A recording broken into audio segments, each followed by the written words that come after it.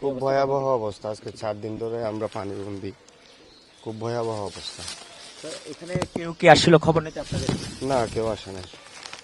আজকে 4 দিন ধরে একটু খাবার নিয়ে যাচ্ছি আজকে।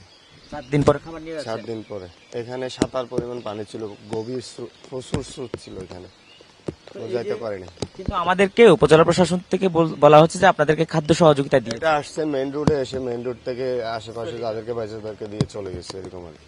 আসলে যারা প্রকৃত অর্থে দুর্গত তাদের না না না, এখানে কোনো নৌকা দিয়ে কেউ আসেনি, মানে রাস্তায় আসছে, রাস্তা দিয়ে এসে চলে গেছে। এখন কি অবস্থা আপনাদের? এখন তো আপনারা দেখতেছেন তো, এখনো কোমর সমান পানি। আমরা যেভাবে কষ্ট করে যাচ্ছি বাড়িতে, এখানে মানে কতদিন এটা লাঘব হবে আল্লাহ জানে। আপনার নাম কি? আমার নাম বাপ্পু। আপনার পরিবারের সদস্য সংখ্যা কয়জন? আমার পরিবারে প্রায় 8 জন কেউ কি অসুস্থ হয়েছে বা নারী শিশু এরকম কেউ আছে। আমার মেজো ভাবি অসুস্থ। অসুস্থ হয়ে গেছে? অসুস্থ কালকে আমি হ্যাঁ, কালকে একটা লোক দিয়ে ওইদিকে ওষুধ পাঠাইছিলাম আর কি, ওই বাড়ির পিছনে, তাও ওদিকেও কোমর সমান পানি ছিল। এটা আমার বাড়ি ছিল অনেক পানি, অনেক ক্লন নিচে, ওটা ভাঙ্গি চুরি নষ্ট হয়েছে, ওইটা আর ধান মান সবগুলা বিজি ফুরি গেছে, ওইটা জলি ঠেলা ছোট কিনা দিয়ে এটা সব কিছু আমি কি করবো। ওখান তো আমার বাড়িটার বাড়ি আছে, উনিও এরকম হয়েছে। ও তো আমারটা বাড়ি নুন তো আরো 2টা বাড়ি আছে, মানে এখানে প্রায় বাড়ি ডুবে গেছে। ডুবে গেছে। আপনারা তো এখানে কেউ থাকতে পারেন না? থাকতে পারবো না, কেমন করে থাকবো? কোথায় ছিলেন? ওইটুকু পাহাড়ে, পাহাড়ে কিছু আছে, কিন্তু টাউন আছে, ও বাজার আছে। আচ্ছা, আপনাদেরকে কেউ কি সহযোগিতা করেছে সরকারের পক্ষ থেকে? না না, হনো কে সরষে করে নাই, কিছু দেয় নাই, উপজেলা প্রশাসন বা এমপি কেউ আসেনি? কেউ আসে নাই, এটা হনো মানুষ আসে নাই। কেন করে আসবে? অনেক পানি, পানির মধ্যে অনুরা আসবে কেন করে? এই তো রাস্তাঘাট নষ্ট, সামনে দেখেন। পরিবারের সদস্য সংখ্যা কয়জন? আমরা পরিবেশের সাথে 8 জন। এখানে শিশু নাই? শিশু আছে। তারা কোথায়? তাদের উনি বাড়ি পৌঁছাই দিছি, পানি তুল লইয়ারে ঠান্ডা তুলে দিছি। এখন পানি নেমে গেছে, পানি নেমে যাওয়ার পরে বাড়িঘরে বাড়ি থেকে নেমে গেছে, সামনে থেকে নামে নেই? না, সামনে থেকে নামে নাই। কি অবস্থা বলেন তো? ওই যেগুলো পলি মাটি আছে ওগুলো এখন প্রায় 4 ইঞ্চির মতো উচল হয়ে গেছে, এগুলো পানি দিয়ে খুব ভালোভাবে পরিষ্কার করতে হচ্ছে এখন।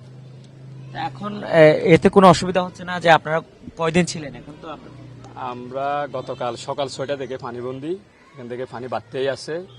কাল আসরের পর থেকে একটু একটু নামতে শুরু করেছে। কেউ কি কোনো সহযোগিতা নিয়ে আসছিল? না, এখনো পর্যন্ত কেউ এখানে সহযোগিতা নিয়ে আসেনি। কিন্তু আপনাদের দরকার না এই মুহূর্তে? অবশ্যই প্রয়োজন আছে, না রান্না বান্না করতে পারতেছি না, শুকনো খাবারের প্রয়োজন, তাছাড়া এই পরিষ্কার পরিচ্ছন্নতার প্রয়োজন, এভাবে তৈরি করাও সম্ভব হচ্ছে না। কিন্তু সেগুলো তো পাচ্ছেন না? না, পাচ্ছি না। নলক্কাচর 9 নম্বর ওয়ার্ড, পূর্বপাড়া।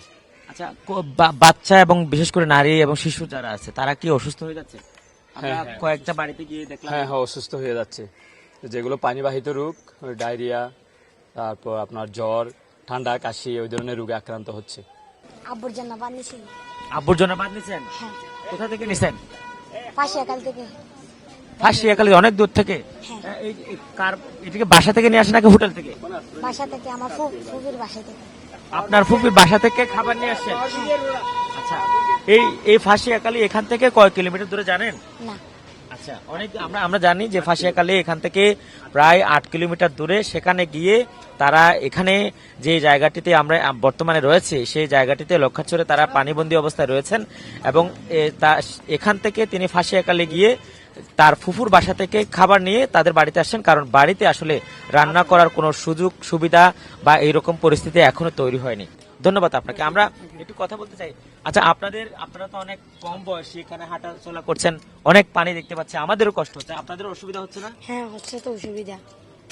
আপনাদের বই খাতা কোথায়? স্কুলে যেতে পারছেন? না, যেতে পারছি না, কারণ এখানে পানি উঠে গেছে, তাই জন্য যেতে পারছি না। আচ্ছা, বই খাতা কি ভিজে গেছে? হ্যাঁ, বইটা কাছে ভিজে গেছে, পানি উঠছে ঘরে।